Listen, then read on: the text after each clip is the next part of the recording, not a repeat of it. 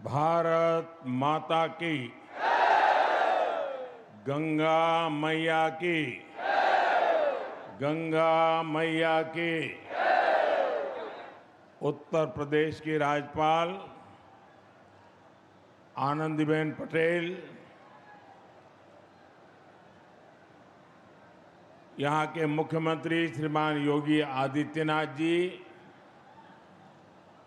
उप मुख्यमंत्री केशव प्रसाद मौर्य, ब्रजेश जी पाठक, केंद्रीय मंत्रिमंडल के मेरे सहयोगी जितिन प्रसाद जी, पंकज चौधरी जी, यूपी सरकार के मंत्रीगण, सांसद और विधायकगण, अन्य जनप्रतिनिधि और विशाल संख्या में पधारे हुए मेरे प्यारे भाइयों और बहनों,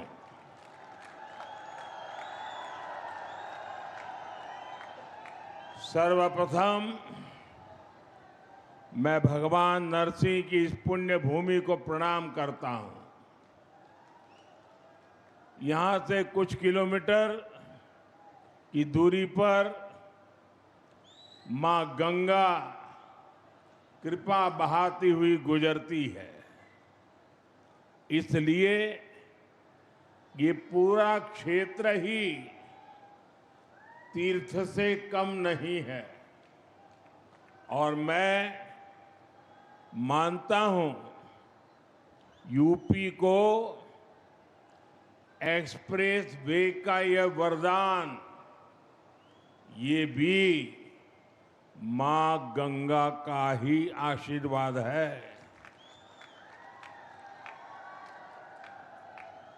अब आप कुछ ही घंटों में संगम भी पहुंच सकते हैं और काशी में बाबा के दर्शन करके भी वापस आ सकते हैं।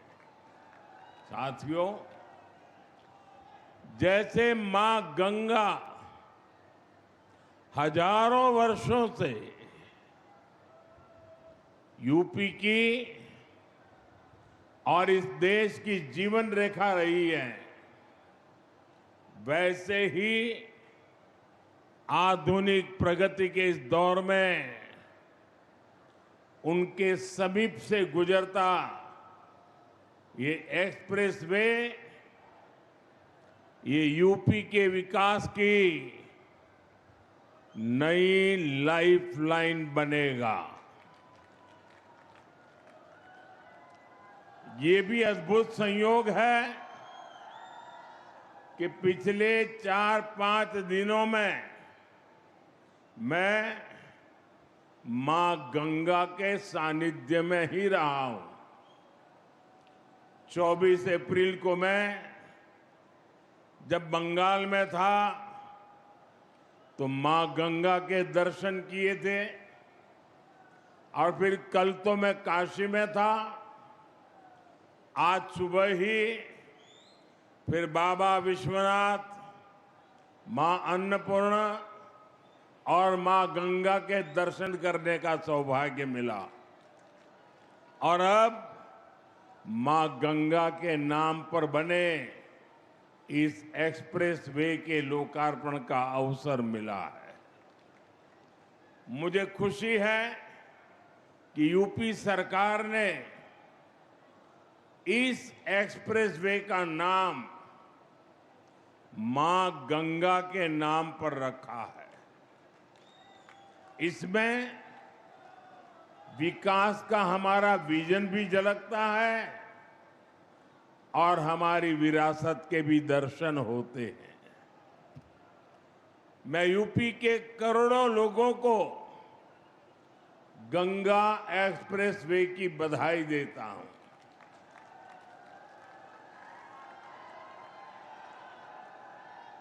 साथियों, आज लोकतंत्र के उत्सव का भी एक अहम दिन है। बंगाल में इस समय दूसरे चरण का मतदान हो रहा है और जो खबरें आ रही हैं उनसे पता चलता है कि बंगाल में भारी मतदान हो रहा है। पहले चरण की तरह ही जनता वोट देने के लिए बड़ी संख्या में घरों से निकल रही है। लंबी लंबी कतारों की तस्वीरें सोशल मीडिया में छाई हुई है। पिछले 6-7 दशक में जो नहीं हुआ, जिसकी कल्पना भी मुश्किल थी, वैसे निर्भीक वातावरण में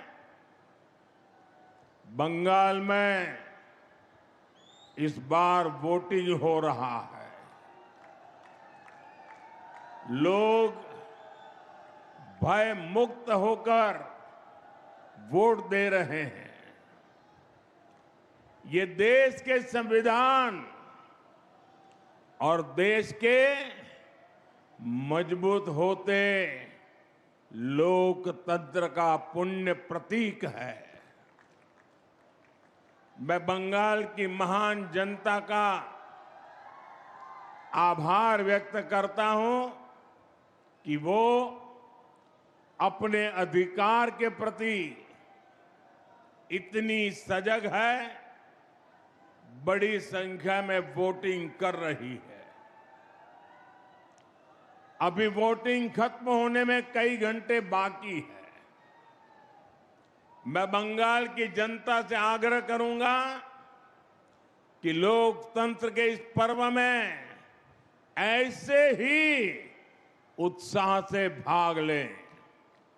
साथियों, कुछ समय पहले जब बिहार में चुनाव हुए तो बीजेपी एनडीए ने प्रचंड जीत दर्ज की थी, एक इतिहास रच दिया था।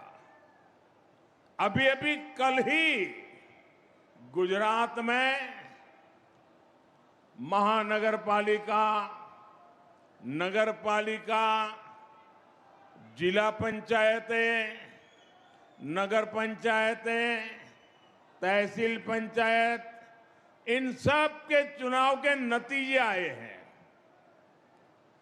और आप मेरे उत्तर प्रदेश वासियों को खुशी होगी, 80 से 85% नगर पालिका और पंचायतों भाजपा ने जीत ली है।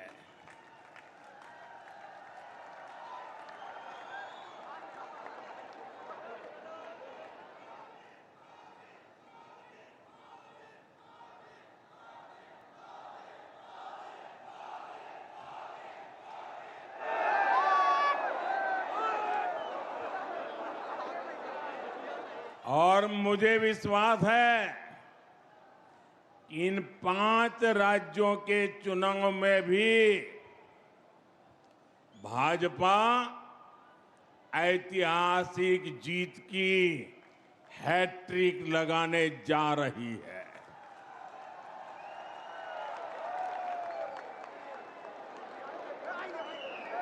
चार मई के नतीजे विकसित भारत के संकल्प को मजबूत करेंगे, देश के विकास की गति को नई ऊर्जा से भरेंगे। साथियों, देश के तेज विकास के लिए हमें तेजी से आधुनिक इंफ्रास्ट्रक्चर का भी निर्माण करना है। दिसंबर 2021 में गंगा एक्सप्रेसवे का शिलान्यास करने मैं शाहजहांपुर आया था। अभी 5 साल से भी कम समय हुआ है और आप देखिए देश के सबसे बड़े एक्सप्रेसवेज में शुमार यूपी का सबसे लंबा ग्रीन कॉरिडोर एक्सप्रेसवे ये 5 साल के भीतर भीतर बनकर तैयार हो गया है।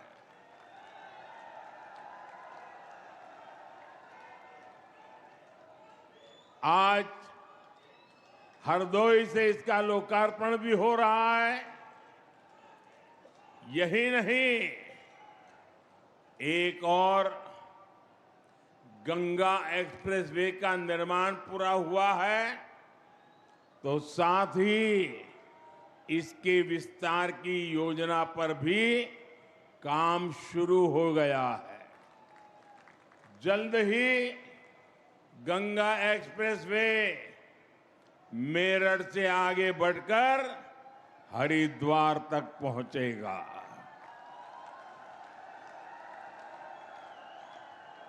इसके और बेहतर उपयोग के लिए फर्रुखाबाद लिंक एक्सप्रेसवे का निर्माण कर इसे अन्य एक्सप्रेसवे से भी जोड़ा जाएगा।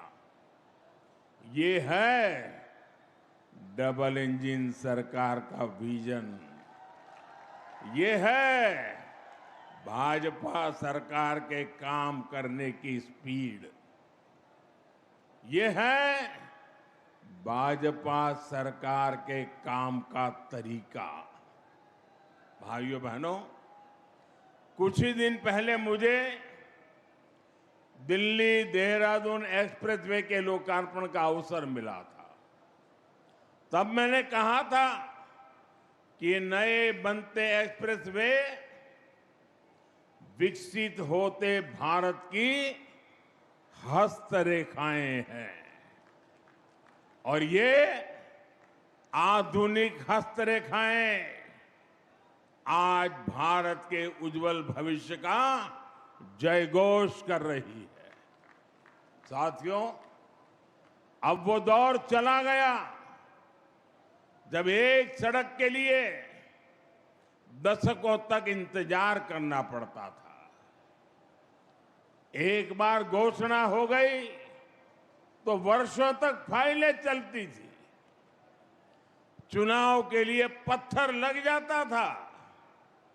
उसके बाद सरकारें आती रहती थी, जाती रहती थी, लेकिन काम का कुछ अता पता नहीं लगता था।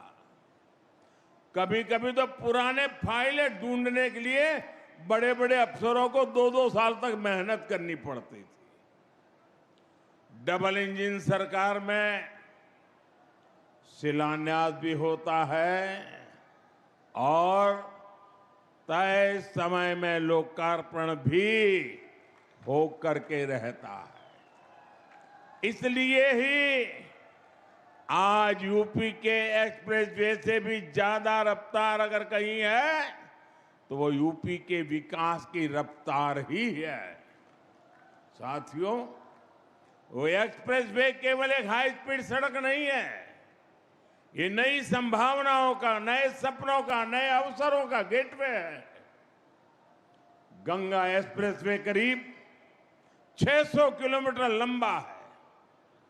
पश्चिमी यूपी में मेरठ, बुलंदशहर, हापुड़, अमरोहा, संभल और बदायूं, मध्य यूपी में शाहजहांपुर, हरदोई, उन्नाव, रायबरेली, पूर्वी यूपी में प्रतापगढ़ और प्रयागराज, इनके आसपास के दूसरे जिले गंगा एक्सप्रेसवे, इससे इन इलाकों के करोड़ों लोगों का जीवन बदलेगा। साथियों, इन क्षेत्रों को गंगा जी और उनकी सहायक नदियों की उपजाऊ मिट्टी का वरदान मिला है। लेकिन पहले की सरकारों ने जिस तरह किसानों की उपेक्षा की, उसके कारण किसान परेशानियों के में ही घिर करके रह गए। यहां के किसानों की फसलें बड़े बाजारों तक नहीं पहुंच पाती थी। कोल्ड स्टोरेज की कमी थी, लॉजिस्टिक का अभाव था, किसानों को उनकी मेहनत का सही मूल्य नहीं मिलता था। अब उन कठिनाइयों का समाधान भी तेजी से होगा। गंगा एक्सप्रेसवे से कम समय में बड़े बाजारों तक पहुंच मिलेगी। यहां खेती के लिए जरूरी इंफ्रास्ट्रक्चर का विकास होगा। इससे हमारे किसानों की आय बढ़ेगी। साथियों, गंगा एक्सप्रेसवे यूपी के एक छोर को दूसरे छोर से तो जोड़ता ही है, ये एनसीआर की असीम संभावनाओं को भी करीब लाएगा। गंगा एक्सप्रेसवे पर गाड़ियां तो दौड़ेगी ही, इसके किनारे नए औद्योगिक अवसर विकसित होंगे। इसके लिए हरदोई जैसे दूसरे जिलों में इंडस्ट्रियल कॉरिडोर विकसित किए जा रहे हैं। इससे हरदोई, शाहजहांपुर, उन्नाव समेत सभी 12 जनपदों में नए उद्योग आएंगे।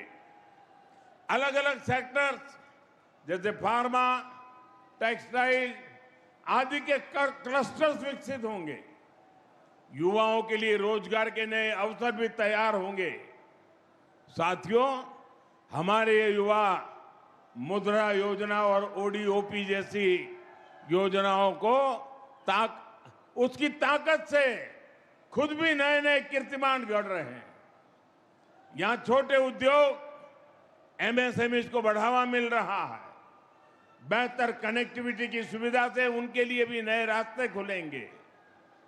मेरठ की स्पोर्ट्स इंडस्ट्री, संभल का हैंडीक्राफ्ट, बुलंदशहर के सिरेमिक, हरदोई का हैंडलूम, उन्नाव का लेदर, प्रतापगढ़ के आंवला प्रोडक्ट्स, ये सब बड़े स्केल में देश दुनिया के मार्केट में पहुंचेंगे।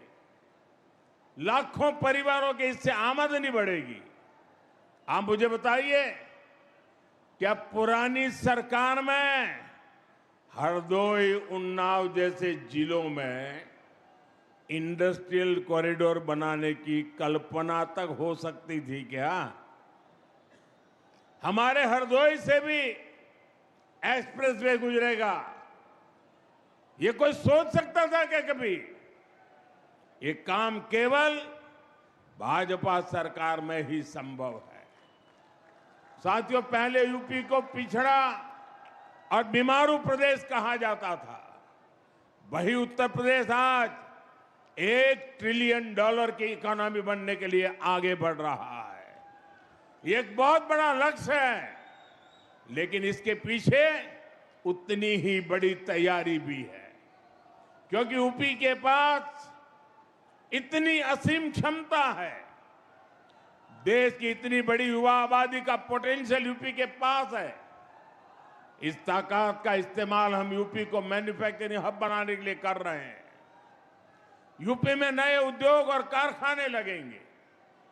यहां जब बड़ी मात्रा में निवेश आएगा, तभी यहां आर्थिक प्रगति के दरवाजे खुलेंगे, युवाओं के लिए रोजगार के अवसर पैदा होंगे। भाइयों बहनों, इसी विजन को केंद्र में रखकर बीते वर्षों में लगातार काम हुआ है। आप सब खुद भी महसूस कर रहे हैं, जिस यूपी की पहचान पहले पलायन से होती थी, आज उसे इन्वेस्टर समिट और इंडस्ट्रियल कॉरिडोर के लिए जाना जा रहा है। यूपी की इन्वेस्टर समिट में देश और दुनिया से कंपनियां आती हैं। यूपी में हजारों करोड़ रुपए का निवेश हो रहा है। आज अगर भारत दुनिया में दूसरा सबसे बड़ा मोबाइल निर्माता है, तो उसमें बहुत बड़ा योगदान यूपी का है। आज भारत जितने मोबाइल बना रहा है, उसमें आधे मोबाइल हमारे यूपी में बन रहे हैं। अभी कुछ ही हफ्ते पहले मैंने नोएडा में सेमीकंडक्टर प्लांट का शिलान्यास भी किया है। साथियों, आप सब जानते हैं, एआई के इस दौर में सेमीकंडक्टर कितनी बड़ी फील्ड बनाती जा रही है। यूपी उसमें भी लीड लेने के लिए आगे बढ़ रहा है। भविष्य में असीम अवसरों वाला बहुत बड़ा क्षेत्र यूपी के लोगों के लिए खुल रहा है। साथियों, उत्तर प्रदेश का औद्योगिक विकास आज भारत की सामरिक ताकत भी बन रहा है। आज देश के 2 डिफेंस कॉरिडोर में से एक यूपी में है। बड़ी बड़ी डिफेंस कंपनियां यहां अपनी फैक्ट्री लगा रही है। ब्रह्मोस जैसी मिसाइलें जिनका लोहा दुनिया मानती है, आज वो यूपी में बन रही है। रक्षा उपकरणों के निर्माण में जो छोटे छोटे पार्ट चाहिए होते हैं, उनकी सप्लाई के लिए एमएसएमई को काम मिलता है। इसका बहुत बड़ा लाभ उत्तर प्रदेश के एमएसएमई सेक्टर को हो रहा है। छोटे छोटे जिलों में भी अब युवा बड़े बड़े उद्योगों से जुड़ने का सपना देख सकते हैं। साथियों, आज उत्तर प्रदेश इतनी तेज गति से विकास कर रहा है क्योंकि यूपी ने पुरानी सियासत को भी बदला है और नई पहचान भी बनाई है। आप याद करिए, एक समय यूपी की पहचान गड्ढों से होती थी। आज वही यूपी देश में सबसे ज्यादा एक्सप्रेस वेज वाला प्रदेश बन चुका है। पहले यहां पड़ोस के जिले तक जाना भी बड़ा मुश्किल होता था, लेकिन आज उत्तर प्रदेश में 21 एयरपोर्ट है, 5 इंटरनेशनल एयरपोर्ट है। अब तो नोएडा इंटरनेशनल एयरपोर्ट का उद्घाटन भी हो चुका है। गंगा एक्सप्रेसवे से नोएडा इंटरनेशनल एयरपोर्ट कुछ ही घंटों की दूरी पर है। भाइयों बहनों, हमारा उत्तर प्रदेश भगवान राम और भगवान कृष्ण की धरती है, लेकिन पिछली सरकारों ने अपनी करतूतों के कारण अपराध और जंगल राज को यूपी की पहचान बना दिया था।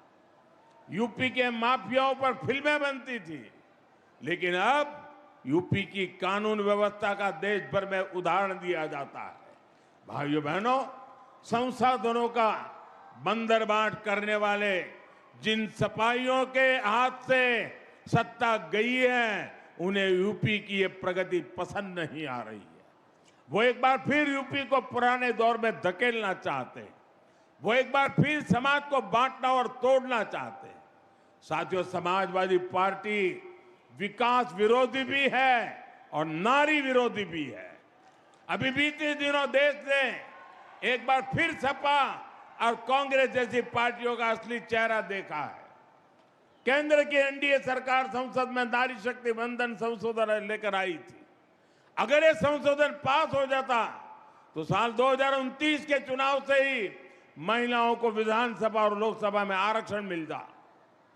बड़ी संख्या में हमारी माताएं बहनें सांसद विधायक बनकर दिल्ली लखनऊ पहुंचती, वो भी किसी और वर्ग की सीटें कम हुए बिना। लेकिन सपा ने इस संशोधन बिल के खिलाफ वोट किया। साथियों, इस बिल से सभी राज्यों की सीटें भी बढ़ती है। हमने संसद में साफ साफ कहा था, सभी राज्यों की सीटें एक ही अनुपात में बढ़ेगी। लेकिन यूपी को गाली देकर पॉलिटिक्स करने वाली डीएमके जैसी पार्टियां, उन्हें इस बात पर आपत्ति थी कि यूपी की सीटें क्यों बढ़ेगी। आप देखिए, समाजवादी पार्टी संसद में उन्हीं के सुर में सुर मिला रही थी। ये सपा वाले यहां से आपके वोट लेकर संसद जाते हैं और संसद में यूपी के लोगों को गाली देने वालों के साथ खड़े हो जाते हैं। इसलिए यूपी के लोग कहते हैं, समाजवादी पार्टी कभी सुधर नहीं सकती है। ये लोग हमेशा महिला विरोधी राजनीति ही करेंगे। ये हमेशा तुष्टिकरण और अपराधियों के साथ खड़े रहेंगे। सपा कभी भी परिवारवाद और जातिवाद से ऊपर उठ नहीं सकती। ये लोग हमेशा विकास विरोधी राजनीति करेंगे। यूपी को सपा और उसके सहयोगियों से सावधान रहना है। साथियों, आज देश एक ही संकल्प लेकर आगे बढ़ रहा है, विकसित भारत का संकल्प। इस संकल्प को पूरा करने में उत्तर प्रदेश की बहुत बड़ी भूमिका है। आप सब देख रहे हैं, आज पूरी दुनिया कैसे युद्ध, अशांति और अस्थिरता में फंसी हुई है। दुनिया के बड़े बड़े देशों में हालत खराब है, लेकिन भारत विकास के रास्ते पर उसी रफ्तार से आगे बढ़ रहा है। बाहर के दुश्मनों को ये पसंद नहीं आ रहा। भीतर बैठे कुछ लोग भी सत्ता की भूख में भारत को नीचा दिखाने की कोशिश में लगे हैं। फिर भी हम न केवल सुरक्षित है, बल्कि विकास के नए नए कीर्तिमान भी गढ़ रहे हैं। हम आत्मनिर्भर भारत का अभियान को आगे बढ़ा रहे हैं। हम आधुनिक से आधुनिक इंफ्रास्ट्रक्चर का निर्माण कर रहे हैं। गंगा एक्सप्रेसवे इसी दिशा में एक और मजबूत कदम है। मुझे विश्वास है गंगा एक्सप्रेसवे जिन संभावनाओं को हमारे दरवाजे तक लेकर आएगा, यूपी के लोग अपने परिश्रम और अपनी प्रतिभा से उन्हें साकार करके रहेंगे। इसी संकल्प के साथ आप सभी को एक बार बहुत बहुत बधाई, बहुत बहुत धन्यवाद। भारत माता की, भारत माता की। वंदे वंदे वंदे वंदे वंदे। बहुत बहुत धन्यवाद।